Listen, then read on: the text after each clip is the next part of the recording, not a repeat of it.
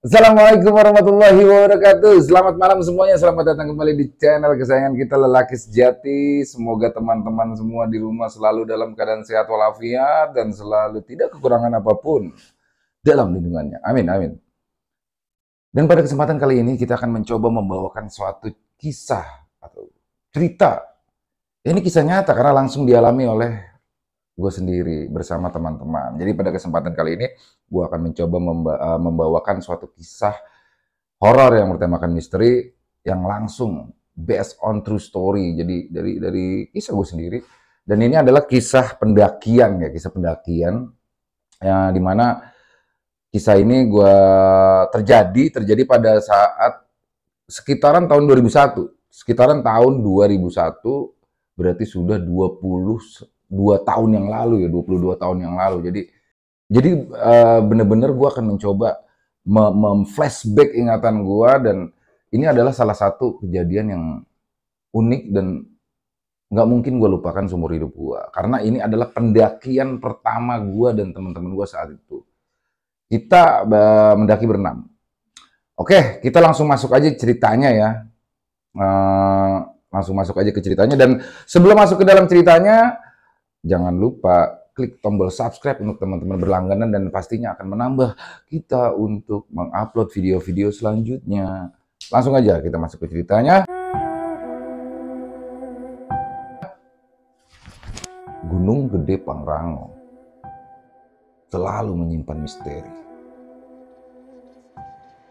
Pendaki gaib di Gunung Gede Pangrango.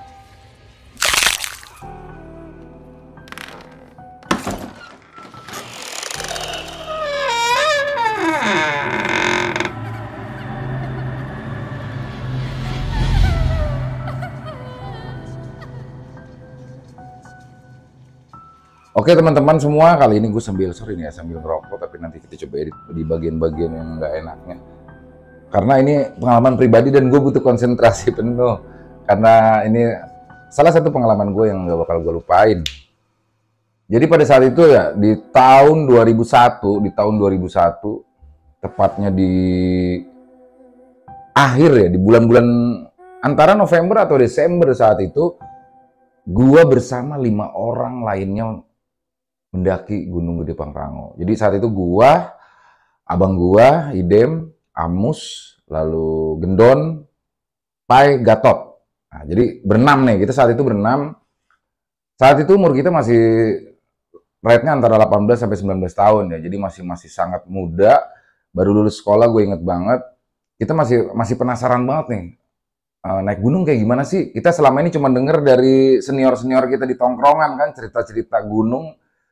Dan sebagai anak muda kita bener-bener pengen tahu banget gitu ya, dan kita juga pengen punya cerita gitu. Hingga saatnya akhirnya saat itu Amus ya, hanya Amus yang sudah pernah naik Gunung Gede, hanya Amus satu orang.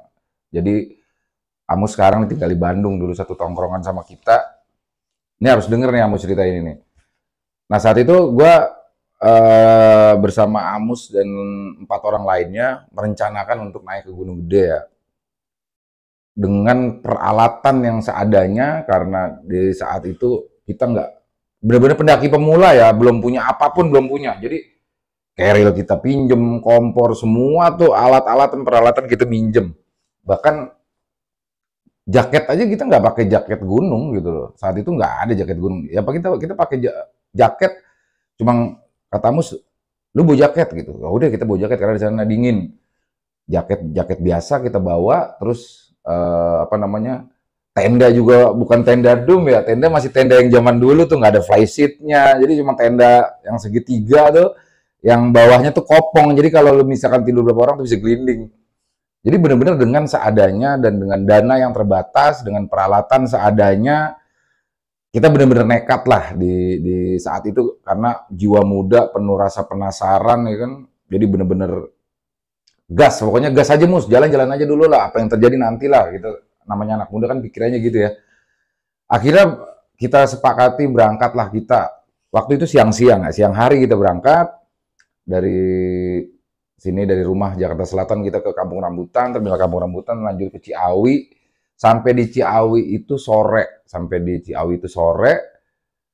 dari Ciawi itu kita charter angkot gitu. Nah, karena kita charter angkot saat itu berenam mahal nih, sedangkan angkot muat bisa 10 orang lebih. Kita cari barengan nih biar murah, kata Amus kita cari barengan yuk. Jadi saat itu kita kayaknya salah naik bis, kita turun di Ciawi tuh. Harusnya kita naik yang jurusan Cianjur bisa sampai ke bawah Cibodas. Kita turun di Ciawi. Nah, akhirnya saat itu kita ketemu dua orang pendaki yang sepertinya seumuran sama kita, tapi dia udah lebih sering ngedaki kayaknya karena terlihat dari gayanya, style berpakaiannya, wah kayaknya asik banget nih. Ingat banget tuh gue udah pakai sendal gunung. Keren banget dah sendal gunungnya, dan barang-barangnya juga kayaknya branded ya. Akhirnya kita gabung tuh, jadi berlapan, kita charter angkot, kita berangkat. Hingga lagi itu kita, ingat banget gue, maghrib itu kita sampailah di Cibodas. Nah, jadi trek mendaki kita kali ini, Amus bilang kita naik via Cibodas, nanti kita turun via Putri. Nah, jadi naik via Cibodas, turun kita via Putri. Ya saat itu kita semua ya, intinya apa kata Amus saja, yang penting yang ada di otak gue saat itu, gue pengen naik gunung. Gue cuma pengen tahu rasanya naik gunung kayak gimana, gue pengen tahu di gunung itu kayak gimana. Udah saat itu yang ada di pikiran gue cuma kayak gitu. Dan ini sama seperti di pikiran 4 orang lainnya teman gue, si Pai, Gendon, Gatot, Idem, abang gue. Oh ya, gue lupa. Sebelumnya, kita ini, gue sama abang gue ini, keluarga gue agak overprotective ya. Jadi, gue ini nggak diizinin sebenarnya untuk berangkat naik gunung. Tapi saat itu, gue bilang, tetap gue ngomong sama bokap gue, saat itu gue ngomong sama bokap gue, mau naik gunung 3 hari gitu. Bokap, gue nggak perlu izin dari bokap, yang penting gue ngomong, jadi bokap gue tahu lah gitu. Karena kalau minta izin nggak bakal dikasih. Tapi saat itu, karena kan gue juga tinggal sama nenek gue ya, gue dibesarkan sama nenek kakek gue inget banget nih, sebelum berangkat, itu nenek gue ngasih gue sebungkus garam di plastik putih, gue inget banget, plastik bening, gue dikasih garam. Nih pegang garam katanya. Nah gue nggak ngerti lah, di dalam otak gue saat itu, ya mungkin buat masak, garam namanya di atas gunung, mungkin nenek gue ngasih gue buat masak kan. Dengan cuek tuh gue ambil lah plastik garamnya. Tapi abang gue nggak dikasih tuh, gue doang. Gue taruh tas lah, gue taruh carrier. Nah berangkat lah akhirnya. Intinya gue tuh sebenarnya nggak diizinin sama orang tua gue. Tapi orang tua gue dan teman-teman gue semua sama orang tuanya tahu bahwa kita berenam mau naik gunung. Jadi saat itu kita berenam bertetanggaan. Lanjut, kita balik lagi, kita udah sampai ke Cibodas jam maghrib jam 6 gitu, maghrib. Terus situasi udah mulai gelap tuh di sana. Wah, pas sampai sana, anjay, dingin ya kan. Udah mulai dingin tuh, langsung kita sampai di base camp, di warung-warung itu ya, warung-warung kalau teman-teman yang pernah ke Gunung Gede tahu tuh, pas sebelum sampai ke pos pendaftaran ada warung-warung yang di situ base camp. Akhirnya kita belanja yang wajib dibeli, kata Amu, sarung tangan sama kupluk kata dia. Akhirnya gue beli. Pokoknya sarung tangan jangan sampai hilang kata Amus. Sarung tangan jangan sampai hilang. Pos kaki wajib. Nah ini gilanya lagi nih. Nih mungkin teman-teman yang sering ngedaki tahu lah. Di tahun 2001 itu kan belum terlalu banyak sepatu-sepatu hiking, alat-alat hiking. Mungkin hanya orang-orang tertentu ya. Saat itu percaya nggak percaya, gue pada pakai sendal jepit. Gue cuma pakai sendal jepit merek Swallow, karena Amus bilang, lu kalau pakai sendal jepit pakai Swallow, udah itu kuat. Lu daripada pakai sendal yang lain-lain ya, sendal slop jangan. Pokoknya lu kalau emang nggak punya sepatu gunung, lu pakai sendal jepit Swallow. Nah, saat itu hanya 2 orang yang pakai sepatu, Amus sama Gatot. Itu si Amus pakai sepatu kayak sepatu PDL gitu ya, si Gatot sama PDL tentara gitu saat itu. Karena si Gatot ini berasal dari keluarga besar TNI. Akhirnya kita udah belanja semua perlengkapan, kita udah pakai nih sarung tangan, kupluk, berangkatlah kita menuju ke pos pendaftaran. Pos pendaftaran Gunung Gede. Saat itu belum ada pendaftaran online ya, jadi di 2001 itu kita datang daftar. Syaratnya KTP. Dan bahkan di saat itu masih boleh lo naik dengan kelengkapan seadanya, masih boleh. Karena gue bener-bener pakai sendal jepit. Gue berempat tuh pakai sendal jepit. Dan di sekarang ini lu nggak bakal boleh naik pakai sendal jepit. Kecuali lu cuma trek wisata ya. Jadi Gunung Gede itu, kalau lu naik dari Cibodas, dari bawah sampai ke air terjun tuh masih trek wisata tuh. Lu boleh, tapi kalau untuk lebih dari itu lu wajib pakaian gunung lengkap. Tujuannya adalah untuk keselamatan diri masing-masing sebenarnya. Emang baik. Saat itu nggak ada kita bawa sleeping bag, nggak ada. Karena sleeping bag itu apa ya? Uh, tapi kalau lu jangan coba-coba sekarang, lu sekarang nggak bawa sleeping bag, lu kena hipo. Itu saat itu gila, kita bener-bener sleeping bag nggak bawa. Akhirnya kita, singkat cerita, kita daftar. Amus daftar, kita nunggu di bawah pohon sambil pada ngerokok. Amus daftar, nyerahin KTP, udah dapet SIMAKSI ya namanya, surat izin mendaki. Abis Isa berangkat kita. Nah, kita jalan nih mulai nih. Trek pendakian kita mulai. Saat itu nggak begitu rame ya. Saat itu gue inget nggak begitu rame. Tapi ada beberapa pendaki juga termasuk yang 2 orang. Yang 2 orang itu. Yang tadi bareng sama kita diangkut. Sama dia. Tapi saat itu dibilang duluan aja bang. Gue nanti aja katanya. Ya udah akhirnya kita duluan. Nah dimulai nih. Malam ya kan. Jalan malam lagi di awal. Baru pertama naik gunung jalannya malam kan. Suwe juga nih si Amus. Amus paling depan nih. Selaku pimpinan rombongan lah ya, ketua rombongan dia paling depan. Yang pakai jam tangan cuma Amus. Karena saat itu jam tangan masih bagi gua padan masih menjadi barang mewah ya. Cuma Amus yang pakai jam tangan. Waktu itu belum ada handphonean dari tahun 2001. Nah, itu si Amus pakai jam tangan untuk memastikan perjalanan itu sekian jam sampai sini, sekian jam sampai sini. Saat itu Amus bilang paling lama kita 4 jam jalan nih, 4 jam jalan nanti kita bakalan sampai di pos air terjun Ciberem. Nah di pos air terjun Ciberem itu kita ngecamp sampai pagi.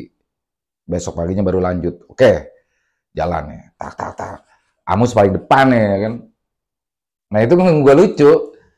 Amus paling depan. Nah kita nih nggak ada yang mau paling belakang nih, karena men serem banget asli dah. Itu udah gelap, nggak kelihatan apa-apa. Nggak ada nih yang mau paling belakang. Akhirnya kita berhenti nih. Harus ada yang di belakang, jangan main balap-balapan, kata Amus. Namanya bocah kan. Akhirnya kita bikin ganti-gantian tuh. Ganti-gantian. Ya gue juga termasuk takut ya kan.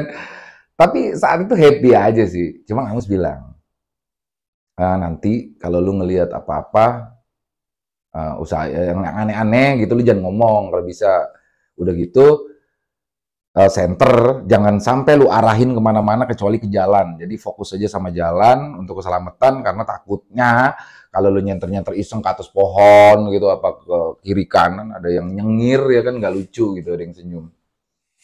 Nah pesan Amus tuh kita iniin banget. Nah di tahun 2001 itu, di zaman-zaman itulah ya, kita nih suka denger cerita-cerita radio nih dulu nih. Cerita-cerita radio horor pendakian. Mungkin teman-teman yang seumuran ya, umur gue 40 tahun ya, tahu pasti di zaman itu sering lah denger cerita-cerita horor radio tentang horor pendakian. Jadi salah satunya Gunung Gede yang paling sering dibahas itu, kita tahu spot-spot ada buka-bukanya di mana tahu. Sampai sekitar jam 9 atau jam 10 kita sampai di pos pertama, yaitu Telaga Biru. Telaga Biru karena malam gelap, Amus cuma nyenter doang tuh telaganya tuh. Kalau siang kelihatan airnya warna biru katanya, dan suka berganti-ganti warna. Kita cuma lihat, oh iya. Terus dikasih lihat ada shelternya di situ agak gede. Nah, di situ ada papan di Telaga Biru, kayak papan keterangan gitu. Si Amus senterin, kita baca, hati-hati kawasan rawan macan tutul dan macan kumbang. Anjir, kita namanya anak muda kan saat itu, macan tutul kayak apa ya kalau ngelihat live aslinya ya gitu. Nggak ada rasa takut gitu, malah seneng. Kita saat itu lebih takut sama yang berbau klinik, yang setan-setan gitu. Kalau gitu malah nggak takut. Padahal itu yang paling bahaya, men. Bukannya ini. Karena memang di Gunung Gede ini masih banyak gitu, masih banyak. Kalau monyet aja masih kelihatan kalau siang. Nah, akhirnya kita jalan terus. Posisi kita di belakang selalu berganti-gantian, karena selalu paling takut nih, paling belakang. Jadi kalau lu mungkin baru pertama naik gunung, lu pasti nggak bakal mau di depan, lu nggak bakal mau di belakang, lu pengennya di tengah. Karena lu akan aman ketika merasa di tengah. Itu yang gue rasain saat itu. Singkat cerita, akhirnya sampai jam 12 malam, kurang lebih ya saat itu, kita sampailah di pos air terjun Ciberem. Akhirnya Amus bilang, kita ngecamp di sini katanya. Oke, karena badan kita udah cukup lelah karena perjalanan dari siang sampai malam itu, udah kita ngecamp. Kita ngecamp, diriin tenda, dan Amus bilang tuh saat itu, kalau di gunung itu harus solid. Udah gitu, di gunung itulah terlihat sifat asli manusia, yang setia kawan, yang males, yang apa, pokoknya kelihatan lah sifat aslinya di gunung itu. Makanya keren lah, keren. Di saat itu gue menikmati banget, teman-teman gue menikmati banget, kita juga masih dalam kondisi yang fit, karena usia juga yang masih muda. Nah, akhirnya kita ngecamp lah di situ, kita masak, kita mulai masak. Saat itu gue juga cuma pakai kaos kaki, tapi pakai sendal jepit gitu kan, untuk ngurangin rasa dingin. Dan nggak ngerasa dingin kita saat itu. Dia dingin, cuma maksudnya apa ya? Nggak, karena badan masih fit lah ya, umur 19 tahun gitu. Kira kita nginep, dan malam itu memang ada sedikit mungkin halusinasi aja kali ya, halusinasi. Gue menganggap itu halusinasi karena sesekali gue ngeliat dari kejauhan kayak ada warung gitu. Padahal di gunung masa ada warung sih. Saat itu Gunung Gede belum seperti sekarang ya, banyak warung-warung gitu. Dulu bener-bener nggak ada. Kayak mungkin karena kita lapar, atau karena makanannya kan namanya di gunung, kita cuma makan makanan wajib di gunung kan Indomie sama nasi ya. Indomie sama nasi itu makanan wajibnya karena paling simple itu. Dan singkat cerita, kita bermalam dengan asik-asikan aja, walaupun sebenarnya ada rasa takut juga karena gelapnya malam di tengah hutan. Tapi kita coba pendem rasa itu sampai akhirnya pagi tiba. Ketika pagi kita memutuskan untuk mandi dulu di air terjun Ciberem. Kita jalan dulu tuh dari pos itu tuh, kita jalan sekitar 15 menit lah ke air terjun. Jadi ke kanan ya, kalau kalau teman-teman naik dari bawah Cibodas tuh air terjun ke kanan. Nah, ketika mau naik trek pendakian tuh lurus. Jadi kita dari air terjun balik lagi ke pos shelter itu, ke camp. Nah, dari situ kita prepare baru naik. Dan disinilah trek pendakian yang sesungguhnya. Jadi seperti di awal gue bilang bahwa trek sampai dengan ke air terjun itu masih trek wisata. Jadi lu nggak perlu simaski untuk sampai ke situ. Nah, tapi ketika lu lewat dari situ lu harus pakai surat izin ya mendaki. Akhirnya dari situ kita paginya mulai naik lagi dengan semangat ya. Nah, dari situ mulai tuh muncul perpecahan-perpecahan karena baru kelihatan. Gue inget banget si Gatotnya dari segi fisik dia agak lemah dia.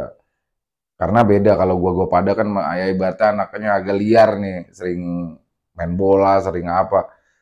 Kalau si Gatot nih kayak anak rumahan, jadi udah mulai tuh kayak kesal gitu ngeliatnya. Siapa yang ngajak dia sini? Sialan banget nih.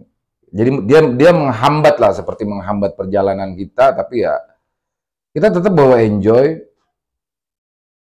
Target kita saat itu sebelum gelap kita harus sudah sampai Kandang Badak. Jadi Kandang Badak itu adalah posko pos terakhir sebelum mencapai puncak. Akhirnya kita sesuai target. Maghrib, kalau gue inget maghrib kita sampai tuh di Kandang Badak. Nah ini maghrib kita sampai di situ udah agak rame tuh lagi tuh di Kandang Badak. Kita hadirin tenda, kita pilih tempat yang paling nyaman. Wah asik tuh, di Kandang Badak asli asik banget, karena rame-rame gitu kan, ada beberapa tenda juga teman-teman, termasuk ketemu lagi tuh sama yang berdua tadi di angkot ya. Jadi akhirnya kita diriin tenda di situ, mulai masak lagi, kita nikmatin suasana malam. Sempat gue juga bercengkrama dengan teman-teman pendaki lain, kita tukeran rokok. Saat itu gue ingat banget, rokok Komodor enak banget tuh. Rokok Komodor di gunung enak banget. Rokok Komodor tuh rokok putih kayak Marlboro ya. Tahu lah kalau teman-teman ini rokok jadul tuh, rokok Komodor. Wah anjir enak banget. Kalau kita rokoknya saat itu karena susah keuangan, bawanya banyak kan jarum coklat. Itu saat itu foto aja masih pakai Kodak tuh, gue inget banget, kamera Kodak tuh. Makanya tahu di mana disimpan klisenya tuh, jadi pakai klise dulu bener-bener lah. Nah, singkat cerita, tibalah malam nih. Sebelum kita lagi tidur, gue inget banget nih, kita lagi tidur enak-enak nih. Terus si Amus bangunin tuh sekitar jam 2 atau jam 3 tuh si Amus bangunin. Bangun. Ngapain Mus? Kita naik sekarang ke puncak. Loh, jam segini Mus? Iya, kita naik sekarang ke puncak. Kita biar dapat sunrise kata dia. Ya saat itu kita kan, apa kata Amus ya, karena Amus yang udah pernah naik ke gede gitu kan, yang lain belum. Ya kalau gue sih oke-oke aja, ya udah ayo gas. Nah ada saat itu Idem sama Gatot nggak setuju nih, karena saat itu Idem dalam kondisi badannya agak demam dia. Akhirnya setelah kita musyawarah, diputuskan kita masak dulu, kita penuhin dulu isi perut, baru kita jalan. Oke, kita masak tuh saat itu. Dan parahnya malam itu kompor gas kita rusak tuh, gue inget banget kita masak pakai botol kerating deng yang diisi itu buat penerangan kita tuh, kerating deng diisi sama minyak tanah kayak dikasih sumbu. Wow, udah masak pakai itu aja tuh. 4 botol itu ditanam di tanah, kita bikin tungku gitu, masak Indomie tuh. Indomie pakai nasi. Setelah makan, beres-beres semua, perut udah keisi, semua udah beres, jam setengah 4-an lah, atau jam 4 ya. Pokoknya yang lain tuh masih pada tidur tuh. Camp-camp lain masih pada berdiri. Jadi kita diem-diem tuh. Kayaknya gue juga baru tahu nih, kayaknya Amus emang nafsu kayak pengen yang paling pertama sampai di puncak gitu. Ya udah, jalan. Bismillah ya, jalannya kita udah jalan tuh. Tak, tak, tak. Nah saat itu Amus bilang, dari kandang badak ke puncak itu ada satu tanjakan yang namanya tanjakan rantai setan. Tanjakan rantai lah, disebut tanjakan rantai setan. Anjir, itu di situ cerita-cerita horor yang pernah gue denger banyak saat itu. Bahkan Amus pokoknya udah kita lupain aja semua cerita-cerita itu, kita berangkat bismillah. Kita sampai puncak selamat. Jalan. Nah, Amus bilang, ada 2 jalur nih ke puncak. Bisa yang lewat tanjakan rantai setan, ada yang enggak. Nah, karena kondisinya masih gelap banget saat itu, Amus bilang kita kita jangan lewat tanjakan rantai setan. Kita lewat jalur yang satunya. Dia agak jauh, agak memutar, tapi jalurnya lebih landai. Itu menurut Amus. Dan gue udah beserta 4 teman lainnya, ya udah manut. Ya udah Mus, kalau emang bahaya tanjakan rantai setan janganlah. Ini kondisi juga si Ide sama Gatot kurang fit. Udah kita jalan, lama tuh jalan. Kita nggak tahu kan berapa jam tuh sampai ke puncak, atau berapa menit sampai ke puncak, kita nggak tahu. Tapi di situ gue ngelihat di mata Amus itu kayak udah ada keraguan tuh. Dia kayak bingung, kok gue nggak sampai-sampai ya. Nah, wah ini Amus kayaknya mulai ragu nih. Tapi ya kita tetap menyimpannya supaya tidak membebani secara moral kepada Amus. Akhirnya sampai kita ketemu sama 2 orang pendaki. 2 orang pendaki ini gue inget banget dalam kondisi gelap. Yang satu pakai kupluk begini nih, pakai jaket tapi kupluknya dipakai. Nah, muka dia ketutup gini, nunduk. Nah, yang satu lagi pakai topi rimba. Pakai topi rimba. Ya dua-duanya pakai carrier gede gitu ya. Dia nanya tuh, "Bang, mau kemana bang? Malam-malam," kata dia. "Masih gelap gini." "Mau ke puncak bang." "Oh mau ke puncak? Kok lewat sini?" kata dia. "Iya bang, saya mau ngelintasin, mau ngindarin tanjakan rantai setan." "Oh lu mau ngindarin tanjakan rantai setan?" "Iya bang." "Ya udah ikutin gua aja, gue juga sama," kata dia gitu saat itu. Udah kita ngikutin dia tuh, 2 orang. Pokoknya gayanya asik lah ya, gaya pendaki banget ya saat itu, keren. Dibanding kita pakai sendal jepit ya kan, jaket seadanya, keren ya. Kita jalan ngikutin dia lama. Sebenarnya ada rasa apa ya di dalam hati gue pribadi tuh saat itu. Kok ini orang kita baru kenal, ya kan? Kok kita langsung mau aja ngikutin dia? Tapi Amus juga manut banget. Udah, dia jalan berdua. Yang satu yang pakai topi rimba di depan, yang pakai kupluk tuh di belakang kayak ngapit kita. Ya udah kita jalan. Tak, tak, tak, tak, tak. Nah, walaupun nggak enak perasaan gue tetap diem. Dan gue yakin teman-teman gue yang lain saat itu sama perasaannya sama gue, tapi kita nggak mau ngomong aja ya. Hingga akhirnya, udah sampai nih, kata dia. "Oh udah sampai ya?" Nah itu pas kita nyenter-nyenter, si Amus ngeliat, tanjakan rantai setan gitu. "Woi kita di tanjakan rantai setan nih," kata Amus. Gitu. Sedikit kita center juga. Wah, ada pelangnya tuh di situ kan, tanjakan mata setan. Kita ngelihat tanjakannya karena gelap, tapi yang paling gue inget dia pakai rantai di kanan kirinya atau kirinya jurang pokoknya. Anjir, gue bilang di situ kita, wah ini gimana nih? Dan saat itu ketika kita nengok, yang dua orang itu sumpah udah nggak ada. Yang dua orang itu udah nggak ada. Apakah dia naik? Kita nggak lihat naiknya. Nggak, pasti dia nggak naik. Kita senter ke belakang, nggak ada. Kalau dia turun, goblok banget. Ngapain dia abis jauh-jauh jalan terus turun lagi? Tapi saat itu apa ya? Kita kayak bodoh amat ya, karena saat itu kita udah capek, terus kayak lu ngadepin sesuatu yang baru gitu loh dan mempertaruhkan nyawa. Akhirnya udah Bismillah, naiklah nih kita apa. Si Idem udah makin parah saat itu sakitnya. Si Gatot sama. Pai pun ketularan saat itu. Pai. Jadi saat itu yang normal gua, Gendon sama Amus tuh.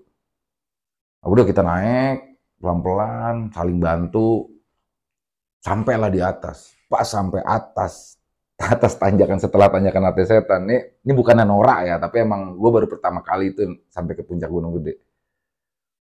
Itu suara, ada kayak suara deburan ombak bro. Suara deburan ombak. Bum! Bum! Gue bilang, Mus, anjir suara apaan tuh Mus? Itu suara angin katanya. Si Gendon malah bilang, tuh ada laut ya katanya. Goblok, kita di atas gunung, mana mungkin ada laut ya kan. Si Gendon ini paling muda nih saat itu. Yang disuruh-suruh dia mulu dia. Ambil air dia, pokoknya semuanya dia. Wah, kita mendadak takut, asli takut. Sampai akhirnya kita berenam mencari tempat perlindungan kayak parit gitu. Itu kita jongkok semua di parit tuh. Jongkok. Sambil kita bakar rokok dulu. Udah kita di sini dulu aja deh. Si Amus juga ngehenya, si Amus takut juga itu saat itu. Nah, dari situ kita langsung, anjir yang dua tadi mana ya orang yang tadi ya? Baru tuh kita mulai nanya-nanya tuh. Tuh yang tadi siapa ya Mus ya? Sambil kita takut, udah. Apa namanya, nggak usah ngomongin yang kayak gitu-gitu deh. Tapi tuh posisi udah sampai puncak. Dan gue inget banget, ini gue mencoba mengingat kembali. Karena 22 tahun yang lalu ya. Dari tempat gue tuh kelihatan tuh jalanan mengarah ke puncak. Paling tingginya tuh, itu di pinggirnya kawah udah belerang kan tuh, bau belerang udah menyengat banget tuh. Angin udah gede banget. Udah kita paksain jalan. Tuh udah remang-remang, udah subuh lah ya, udah mau terang tuh, peralihan. Anjir gue megang dahan di sebelah sini jurang, gue tarik dahannya putus. Tapi cuma buat jaga keseimbangan, dan akhirnya alhamdulillahnya kita sampai juga di puncak dengan selamat. Kita foto-foto dan sueknya apa? Udah ada orang di puncak, percaya nggak lo? Gue pikir gue paling duluan, ternyata mereka ada yang ngecamp.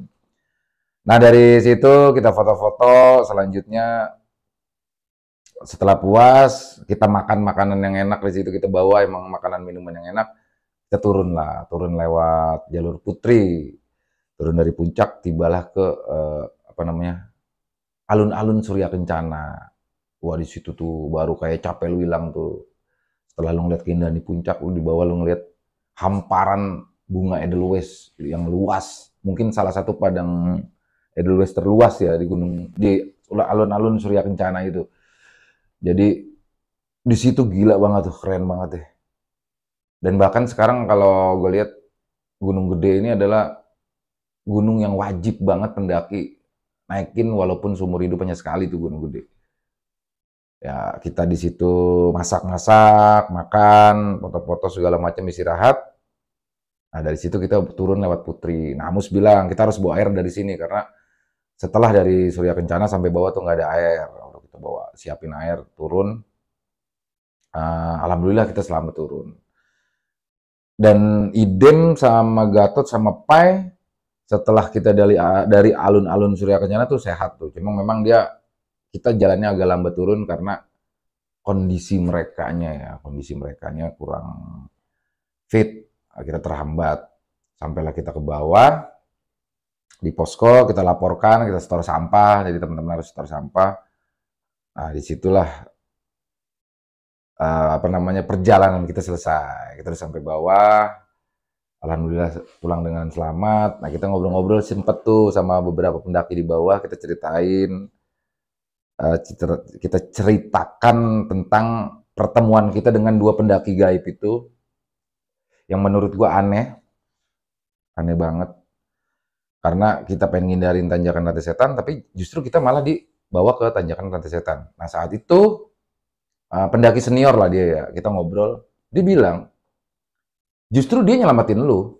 Terlepas dari dia siapa ya, terlepas dari apakah dia pendaki goib, apakah dia beneran manusia, tapi sesungguhnya dia nyelamatin lu. Karena lu sendiri kan nggak tahu jalan menuju ke uh, puncak melalui jalur yang tidak melewati tanjakan rantai setan.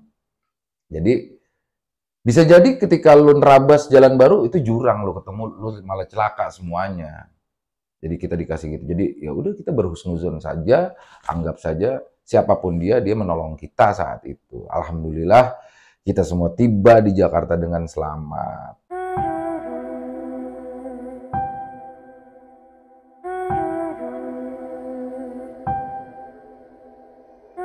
Itu tadi teman-teman sedikit pengalaman gua yang mungkin agak belepotan ya. Ini karena gua baru ini pertama kali cerita face to face di langsung. Biasanya kan gue bacain kisah ya, dan nanti gue pasti akan membawakan lagi karena setelah tahun 2001 itu gue naik beberapa gunung lagi, tapi gunung-gunung Papandayan lah ya, Papandayan, terus ada beberapa gunung lagi, tapi gunung-gunung yang santai.